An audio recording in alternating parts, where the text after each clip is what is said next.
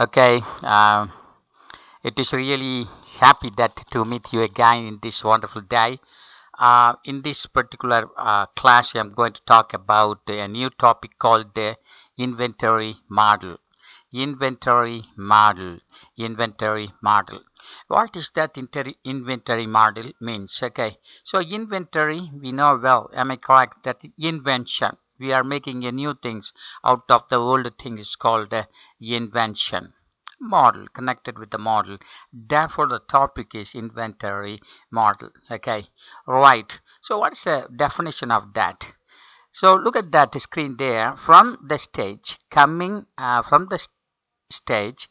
in as a raw material till it goes outside as final product is called an inventory model. Okay, so an inventory model means what?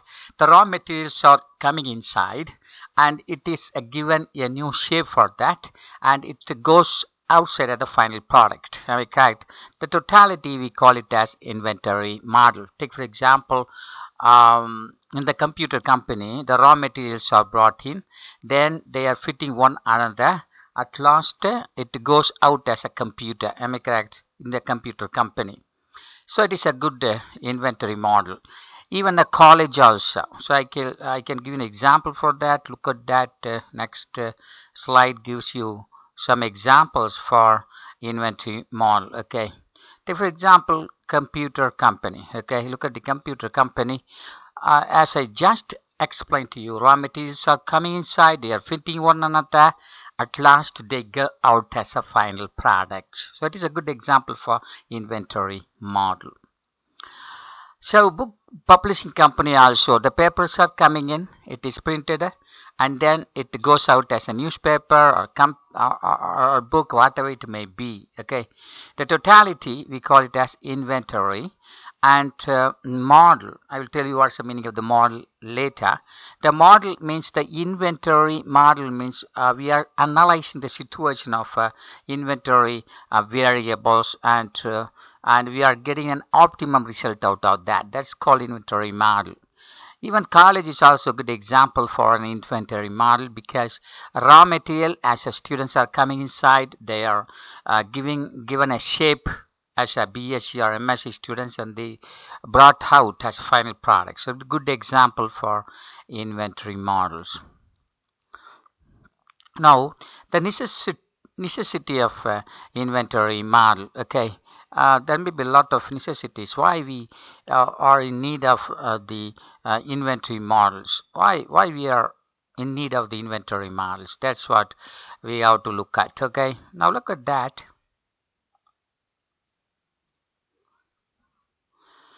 This is a necessity of inventory model. For any company or college or whatever it may be, for a smooth and efficient running of a company, okay, what is needed? This inventory model is very helpful for us. Not only that, for best service and goodwill of a company, these models are much used there.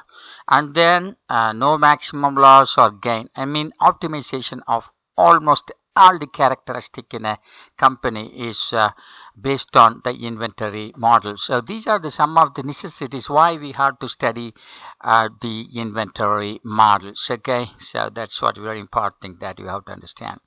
Now here in our syllabus, there are three models are very important in this particular chapter. The first one model is that the situation if a uniform demand and the infinite production and no shortages. What is the meaning of this? Take for example the computer company. Okay, for computer company there's a uniform demand outside. Take for example 1,000 computers are needed in Tiruchengood every year. 1,000 computers are needed. It's a uniform demand. Infinite production. The company can make infinite number of production computers every year. That is the situation. The third one is that no shortages. No shortages means suppose the people are expecting number of computers, and the company cannot meet that. Such a situation is not there. Okay, and that is called no shortages allowed. So this is what the first model. So in that particular model, we are assuming something. That's called assumption, we say. Okay, so look at that. These are the assumptions.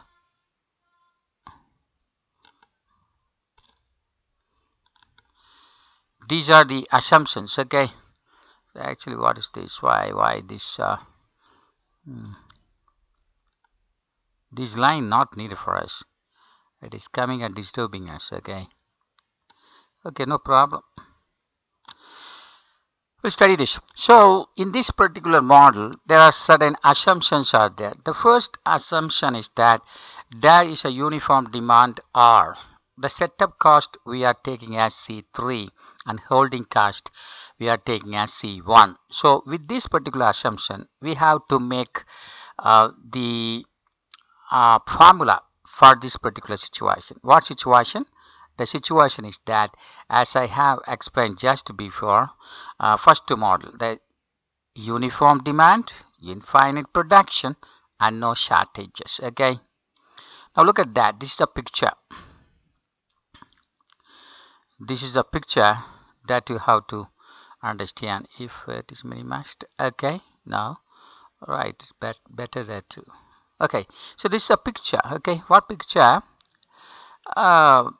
The first model picture where there is a uniform demand, infinite production, and also there is no shortages. In such a situation, take for example the Q, the total quantity equals a rate of expectation multiplied by the time. Okay, and this is what the maximum level, and this is the time. Okay, so it is not given there. This is what time, and this is what inventory level. That's very important there.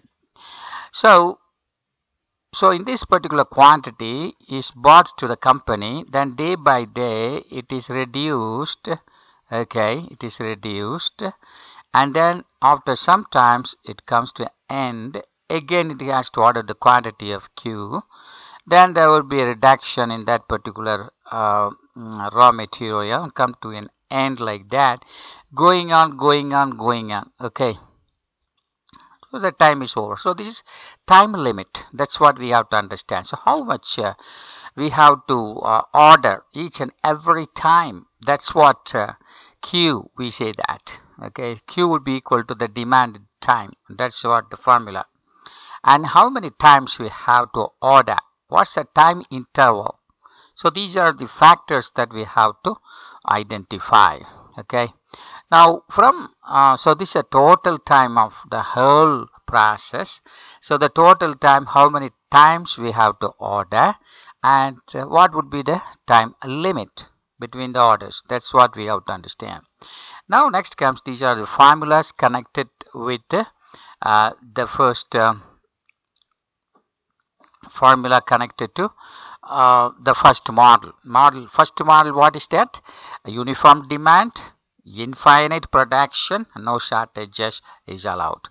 So this is the optimal number of quantity that we have to order in order to have a optimum optimum cost. Okay, so this is the quantity, economic order quantity, we say. This is what we call EOQ, or economic order quantity, or economic lot size, like that. We say different name.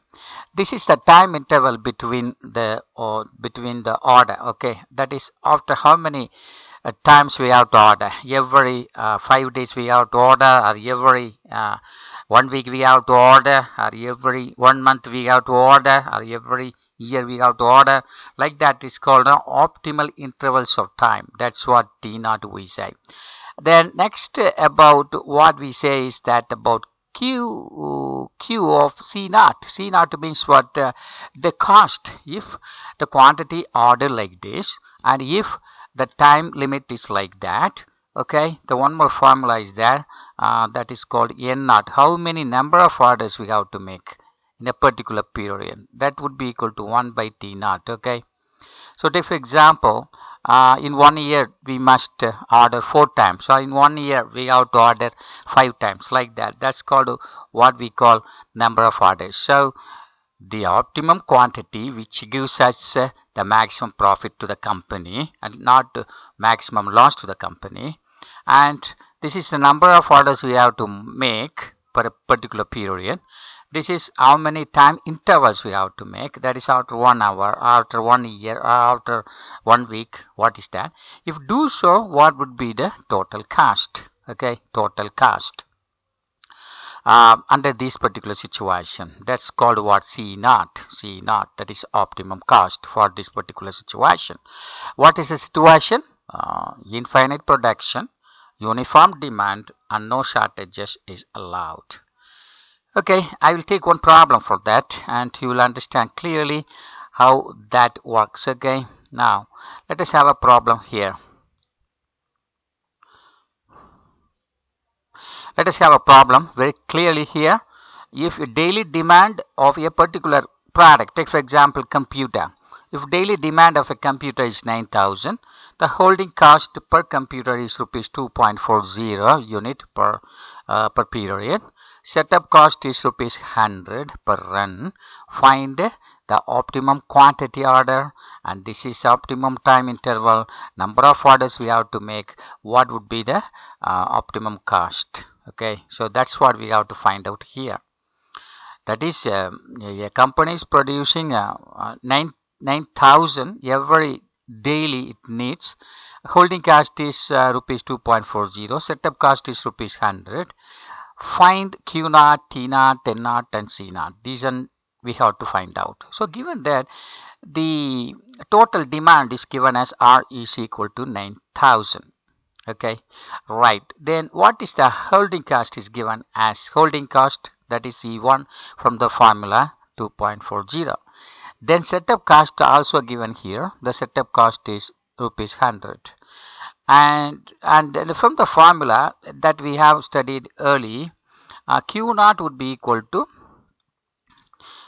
square root of 2 into C3R divided by C1. So multiply all the value, will get 866 units per year. So every year the company has to produce 866 computers so that it will not face maximum loss to the company. Now, number of orders would be equal to N naught, that equals 1 by T naught. So T naught formula, we have already discussed that. What is the T naught formula? T naught formula is equal to square root of 2 into C3 by C1 into R. So to find the number of the orders 1 by T naught, so that is what this. Substitute the given value and we get that square root of 102. So how many number of orders we have to order? We have to order square root of 108 approximately. 10 orders we have to make every period. Take for example 1 year, 10 times we have to make orders. Now what is the optimal interval of time? The optimal interval of time is 0.0962 years. So every this year we have to give the orders. This is what the period, type period, as we see here. Okay, right. Now what is the optimum cost? So we know the formula, that optimum cost. So optimum cost formula, we know that, go back seeing square root of 2 C1 C3 into R. So square root of C1 into C2 into R, that's what the formula. But here we are adding, suppose the unit cost is given to us, then we have to multiply that by 1. So 9,000 into 1 plus square root of 2 into C1 C3R, and the totality will give you rupees 11,080 per year. So this is the optimum cost we will get under this particular first model.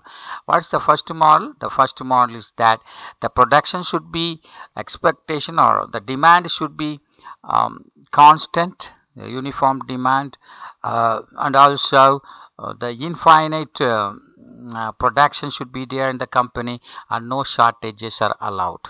If you see, analyze, if the situation is that, then we can apply all this formula to get the answer. Okay.